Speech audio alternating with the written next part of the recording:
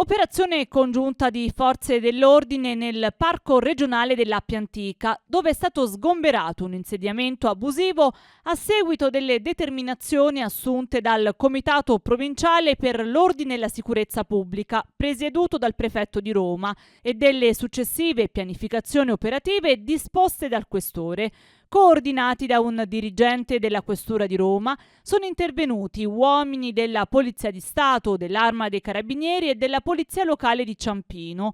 Durante l'operazione sono stati abbattuti circa 20 manufatti abusivi, ciascuno di 8 metri quadrati, costruiti intorno a un corpo centrale attribuito, secondo gli inquirenti, al presunto capo del campo. Secondo le ricostruzioni, quest'ultimo gestiva l'insediamento secondo il cosiddetto metodo del vassallo. Agli occupanti, che vivevano in condizioni igienico-sanitarie estremamente critiche, veniva chiesto un affitto in cambio dell'uso di strutture fatiscenti prive di servizi essenziali. L'intervento è stato disposto a seguito di numerose segnalazioni dei residenti e dopo verifiche sulla regolarità dell'occupazione del terreno.